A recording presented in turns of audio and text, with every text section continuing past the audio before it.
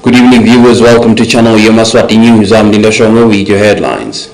The Minister for Tourism and Environmental Affairs, Honorable Moses Vilagati, ensures that the country continues to follow the guidelines of counter climate change. Organizers of Victor Gameza's book launch today briefed the media about a book that has been written by one Times sport editor. A man was killed in a hit-and-run accident near Bethany.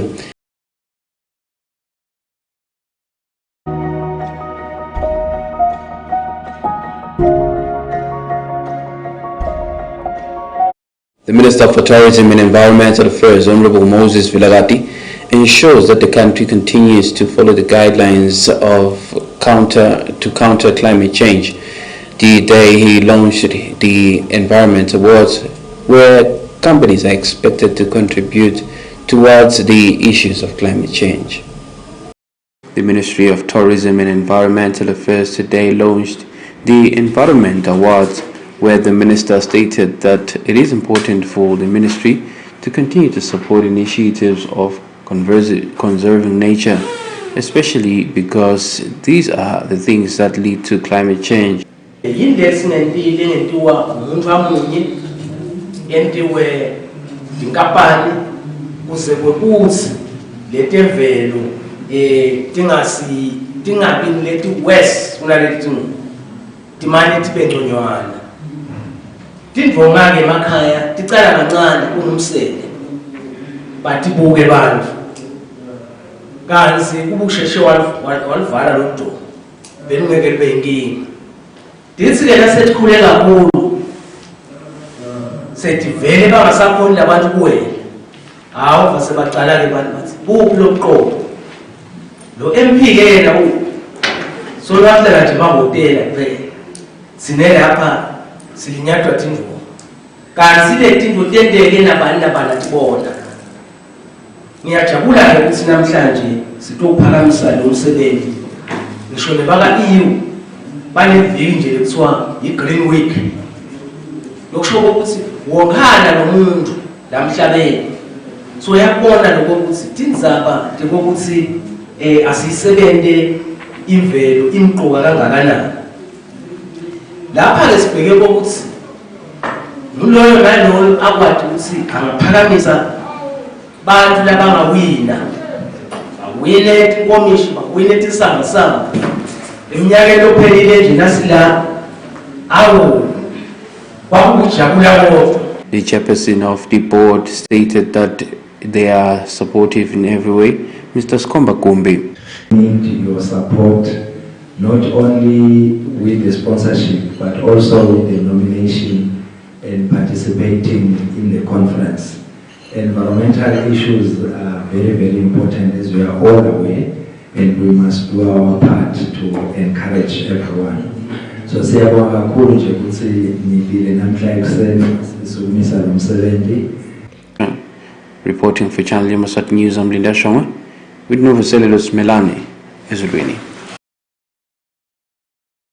The Elections and Boundaries Commission commands people who came through to the nominations process to prepare for the by-election, which is expected to be held in 3 Tinkundla centers.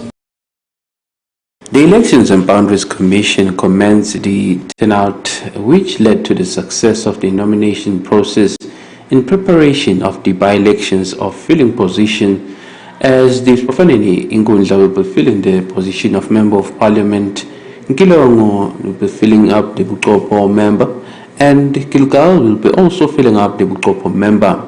Bonisi Pembe from the Elections and Boundaries Commission elaborates. Njani sitendela sithi siyabuka kusukela ngemgcibelo sakhanza ukuthi yonke lemiphakathi lebeyihlelile kusitawu yakoNcoma iyancoma sathi siyabuka nangelisonto kwenteka sona leso lelamhla sesithi asibike lokuthi vele ikwentekile lokuphathisa kwawo lamabito.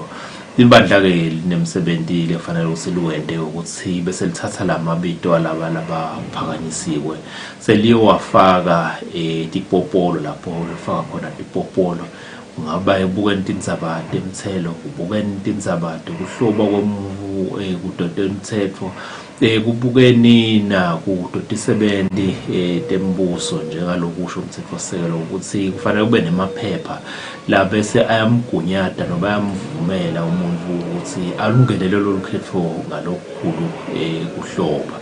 Lokhu-ke kuvikele ukuthi kubebete umuntu lo ngabe sesewufuna kusebenzisa kabi timpahla tahulumende abe asasebenta kufana asebentela kuthiwa usebentela uhulumende kanti so umgubhela kwesakhe. Libandla lithi alivete isilomo ukuthi uma sinaka nje linani lebantfu labangcwenyiwe kulempela sonto kube bantfu labangamashumi lamane lebantfu labanengetulu 44 lapho khona labalishumi bakhona kubantfu labasha labaphuma kule miphakathi lehlukene bese ukuthi bomake bona baba lishumi nemvumo yenye. Kuchan Yemaswati News, I'm Linda Shongwe with Kimberly Mavusonkanilo Bamba.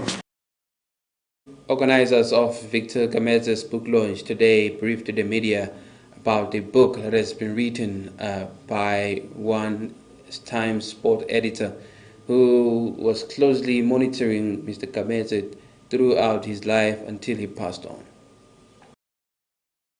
Times sport editor today unveiled the day for the launch of Victor Gameza's book, which he wrote, elaborating more about the life of Victor Gameza. The elders of Mbabane Swallows and those who worked closely with him appreciated the opinion. Ulanje ngilomunye ngakhona ku team le bemsoma ngale kule team embuyisala. Ayewefika ke le jala dlala kahle kakhulu.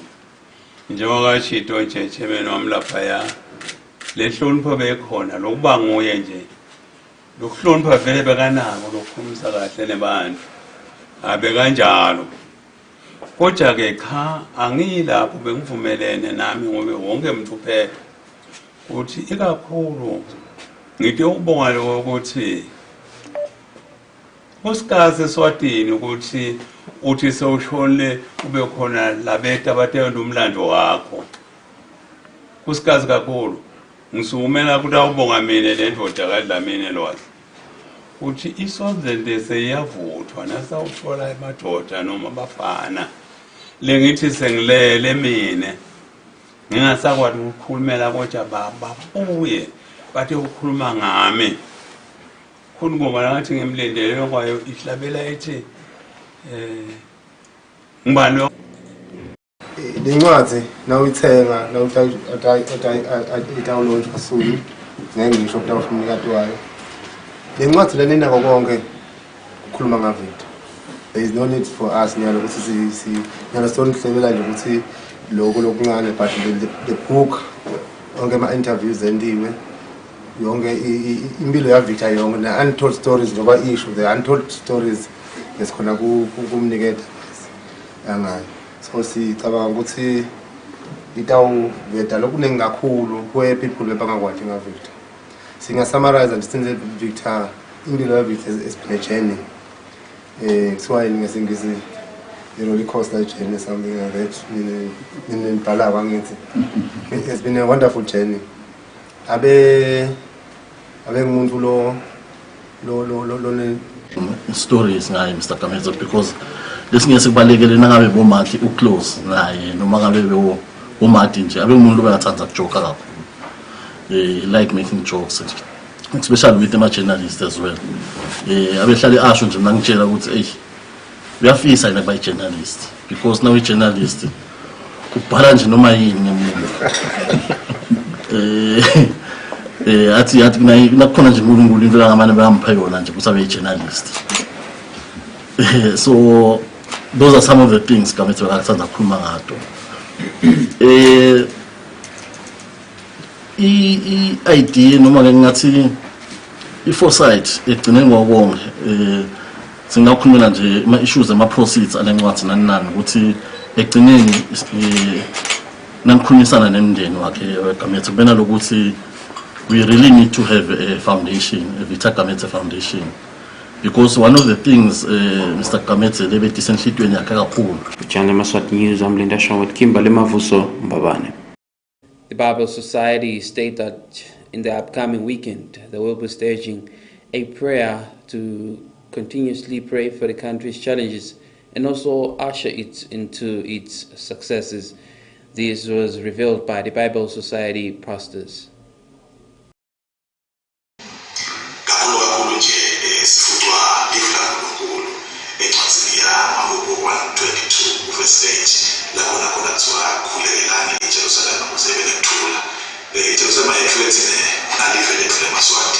So sithe njengenhlaka yeBhayibheli asibe nesikhathi sokuthandaza so abinde emaswati sibe nethuba lokuthi sikhuleke kanye kanye engabe cabani nomsebenzi ngakho umsebenzi omkhulu babe utabe umhla ka4 kumgcilo lesiyabona lona nje emhla ka4 kulapha eMavuso eSports Ground lapho nakhona siyabe sihlangana sonke njengamabandla akusiko ukuthi ibandla lenye nje but sibita wonke emaswati sicela wonke emaswati ukukhulekela lelive lethu lakwaNdwana. Sinabathathu bahlobo bethu labaqhamuka eBible Society eRwanda labataye basita kushare ama experiences abo because le Rwanda ke kwenteka similar sifana nasakangwana la khona bantu base Rwanda babulana ngabothwana so sithe njengeBible Society asibabite laba bahlobo bethu batosishare experience yabo batosekhuta futhi kusilomgwaqo lo singawuthathi and kulabo base Rwanda singete emaswati ethu la khona lapha kutabe akhona umpostoli AM Nguni dokotela lo lapha eRevival Life Ministries utaba khona naye kusisita ngalifu laNkulunkulu umpostoli Zakaria naye lo lapha ka VOC nophinza abe God at work utaba akhona kusisita naye sikhulekele lelive laNgwane aphinze futhi abe khona umfundisi Maseko lo lapha eMbabane utaba khona naye kusisita kukhuleka nekusifundisa live laNkulunkulu ukuthi lifuna sikhuleke kanjani khona kwa lapho utaba khona umpostoli head from Gaba kusisita kukhuleke futhi. Thank you so much.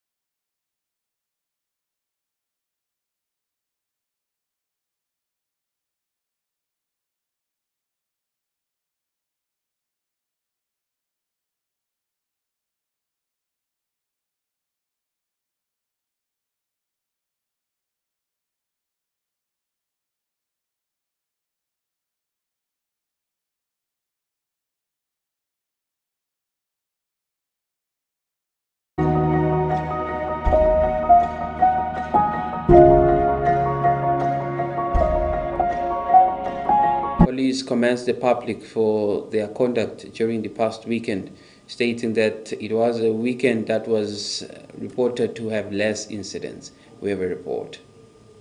Balkans waqala ngalesine waze uphela ngalosonto ebusuku kanjalo elibonjeni sibone kuba nekukhetha njengalokhu kusuke indzaba yelikhetfo kuleyanzawo singathi ngekubuka kwethu singamaphoyisa kuyo yonke lemisebenzi lesibe nayo konke kuhambe kahle impela njengalokhu phela thina singamaphoyisa sigeja umsebenzi ngetigigaba kakhulu kade leti sitsana nekucala kudeke mhlambe itigigaba letingakanani letibikiwe kuyonke lemisebenzi njalo beyichubeka nje kani bantu lebe bakhona kuleta tindzawo ngokwehlukahlukana bebantu elisetulu kakhulu kade umsebenzi webushfire emalkens singathi nje sithanza kuvumisa kakhulu kuma-organizers alomsebenzi sibonga kakhulu kube ba-private companies lebe sibambisene nawo sawena lo msebenzi sibonga kakhulu kwi-correctional services lebe sinayo saqhubeka kwenta lo msebenzi kakhulu kati amaphoyisa lebe ngawubambile lo msebenzi lafa ekhathi amaphoyisa labethi fundzeni tonke letikhona eveni nebaka osu lesibambisene kakhulu sawenda lo msebenzi siyakhuthaza kakhulu ukubambisana lokunje noma sichubeka naleminye imisebenzi yelive lokho kushiye sidevele emacala nabikwako kuke kwaba khona kulahlelahleka kwama cell phones lapha kubantu labahlukehlukene noko namanene awo agcina aboyile namanye ke solo siyathemba ukuthi nawo atawubuya kulapho labawatfolile ngoba bekungabi ukuthi kumbe ebiwe bawutfola nje ukuthi bantu nasebasukuma bajabula sebawashiya kumbe titulweni noma seyiwile yalahleka yenza kwentsite vele bekabuya kakhulu lama cell phones lawo lalahlekile singathi nje siyadvumisa siyacela isivena sichubeke nekubambisana ngalendlela lenhle kangaka le nakuleminye imisebenzi kusendeke sagcina sithi netingoti letitsinzana nayo imisebenzi noko ke bakhona abantu labashile emgwaqweni kuletinye ke tindzawo njenga labafaka ikhathi lo sishiyele emhlabeni elibonjeni emgwaqweni emva kwegcina kwamotolo siphinde sibe nayo ingoti leyentekile ngelisonto ekseni lapha nawubheka emankayane lapho khona imoto nesitututu tishayisene wasishiya umshayeli wesitututu emhlabeni ngoke lokubuhlungu lengathi sekubonile noko nako bekulapha kuletinye tindzawo siyathemba ukuthi wonke ke lo tsinzekile uyawuthututeka ngalokunjalo tinombolo ke labo labatfolakele bashayela timoto lobadzakiwe tibengu 24 kuyo lempela sonto lesisuka kuyo solo siyathandaza singamaphoyisa ukuthi kugcina kuba bede inombolo noma umuntu nje uyawuboshwa. A man was killed in a hit-and-run accident near Bethany. The relatives state that they will follow up the incident and bring the perpetrator to book. Nzimanze family has been left shattered after a hit-and-run accident that claimed one of their own last week. The family has asked that whoever committed this heinous crime should show themselves and apologize to the family. The said young man was from his workplace at Peppermint, where he was hit and run by a car last week. He was found already dead by relatives who had been on a search hunt for him for days now. One of his relatives said they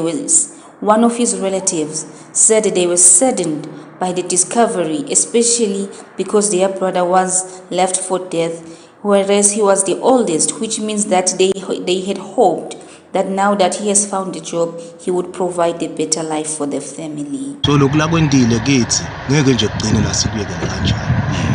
Umoya omubi lona. Nahamba ngemoto akameli ukuthi nawukwazi ukumgwaqo nje uyamshayisa somshiya kanjani. Amfa basito tinje.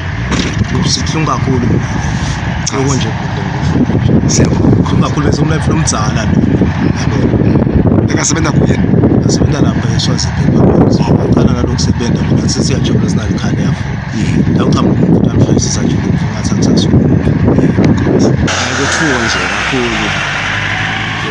Makhelwane nalijalo ngadike lelula esithola kola lashayisa imoto I think last week nabasho abakanzimanze yahamba kude lokunganani kwena ngathi nje sisabuka amaphoyisa kusachubeke ende nayo lisito indoda ihambe yenza into kubuhlungu olento kubuhlungu kakhulu. Siyabonga.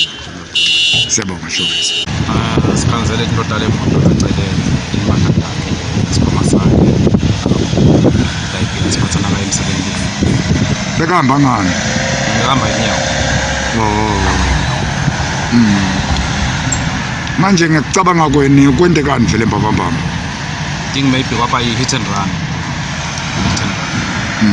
Yes. So ningumndeni senithini manje nitekutomlanza? Samakela amaphoyisa ngisothola ke ngoba sesinako ku like nathi sangana sinazowashona but ke sothola ke umndeni ke sesizamile thatolanda but sengahlanganisa. The police called upon the driver to show himself so he may face the law. Reporting for Channel Yemaswati News, I am Nomfuselo Similane in Matapa. Apostle Asaph Ngwenya stated that the Ascension Day commemoration at his church, which was an all-night prayer, went well, briefing Channel Yemaswati after the completion of the service. The Ascension Day services went well at the Bethany Church under Apostle Asaph Ngwenya. The service was held in celebration of the ascension of Jesus Christ, for it is said in the book, he led his disciples in a place called Bethany and blessed them and ascended to the Father in heaven. Ngwenya highlighted the significance of this service. On another note, the apostle added that there shall be another revival services to be held at the church in the coming days. Abantu baNkulunkulu baphume ngedinkani etindzaweni tabo ngimangele justice ngoba umsebenzi njengalobona uthi evekelele kubhizi kangaka kodwa ngimangele ngibona indlala abantu labalambele ngayo ukukhuluma kwaNkulunkulu kwesikhathi lesikubita ngarema word liphimbo noma ukukhuluma kwaNkulunkulu kwesikhathi naba ke just babonile nawe bagcwele abantu baJehova tindimbane basuke etindzaweni tonke talevela ngisaseSwatini bebethe tokhala kuJehova nekutophakamisa tandla justice kuthi Jehova siyabonga uhambe nathi kwaze kwaba la sikhona ke justice kuleli langa lelikhulu la khona Kristu athathwa khona aphakama ngakho ke ngengasho ngathi kuphakama kwakhe bekusho ukuthi he will no longer die sifo noma ke sono sosehlulile ngeke asafa angisho ke ukuthi wonke lo tawujoyina naye aphakamisa itanda lakhe njengaloku bephakama namhla angumashorishe ukuthi nangabe udile justice wakhuleka nami nangabe udile justice waletha indzaba yakho mbukele ekhaya angisho ke ukuthi you answered so vele uphendula angisho justice kwekuthi ngimemedele ngathi ngo2 nights lokusho ukuthi na next week nangabe umlaleli imgejile leyamhla ka27 mhla ka3 lesihlanu evikile entabo 3 June ngiyabe ku strong endlela emangalisako umlaleli asibona nekhona mhla. Reporting for Channel Yemaswati News, I am Nomvuselo Similane in Mahlanya. Relatives of a man who was found dead at Mpuleni are pleading for assistance from Yemaswati so that he can be buried with dignity. Following the news that was reported on the channel of Albert Srabangu from Mozambique, who came to the country when he was still young and died last week at Mpulani, his family is asking for assistance to bury him and more especially to buy a coffin. Journalists from the channel spoke to Pilani Shambangu, the son to the late, and he asked the nation for help, for they have no means of burying their father.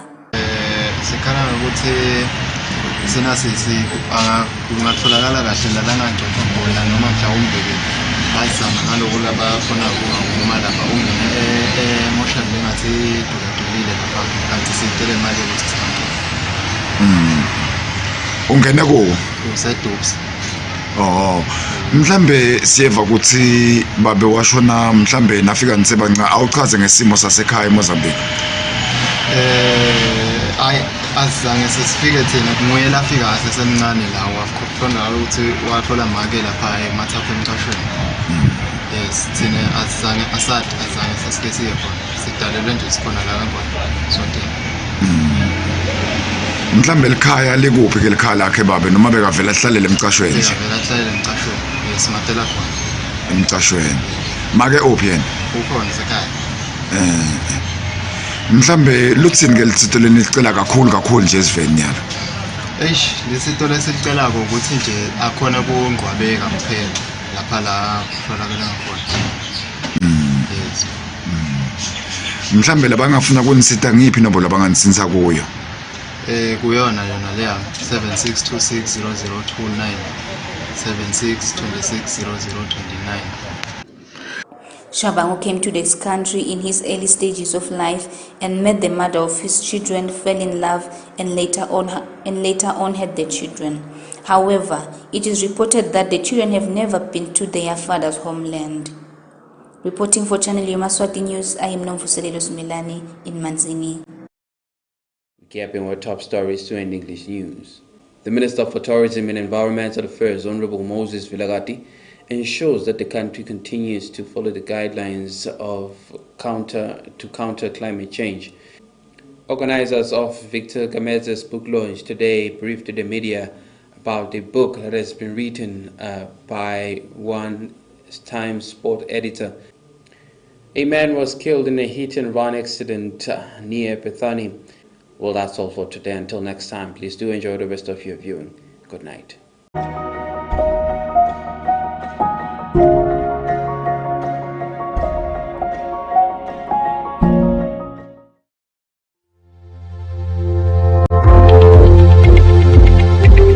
This weather forecast is proudly brought to you by FSRA.